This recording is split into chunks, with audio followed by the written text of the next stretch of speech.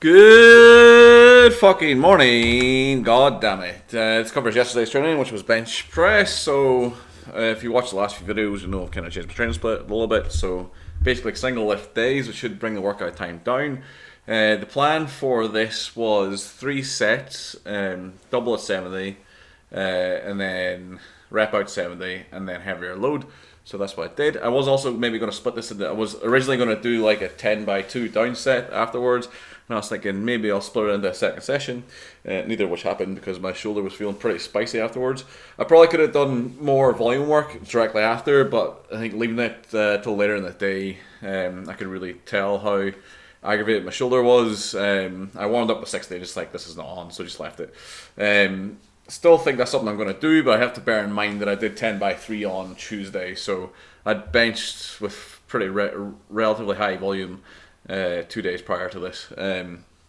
So not to be surprised that shoulder was still a bit aggravated. I'm going to elongate this week, so I'm going to train Sunday morning, bench only. I'm going to do up to a double on probably high pin press, I imagine.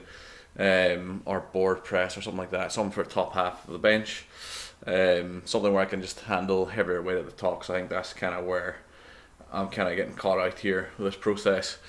Happy enough. I mean, it felt a lot better than last week. Last week we only managed like 170 for 3 doubles, so a double feeling pretty good, and then a 4 with more in the tank. I didn't really give it an RPE, but the 184 was like fairly heavy, so it was okay.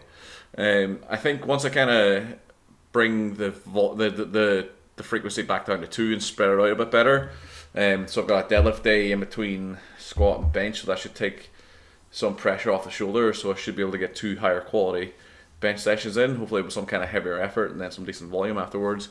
Should start pushing it in the right direction. I'm going to start putting in more rotator cuff strength work that I have been doing it. I have been doing it, but I'm probably going to bump it to 4 times a week.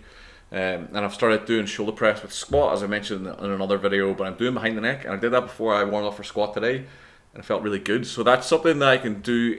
If I can do stuff in the garage, it means I don't have to go to another gym, it means I can definitely get it in regardless. So I think that's a good option, so I'm going to use that going forward. So I think I've got the microcycle pretty much set out for the next 4 to 5 weeks, so hopefully start pushing on some decent progress, and then just be in a position where I can like taper down to British. So push on from here.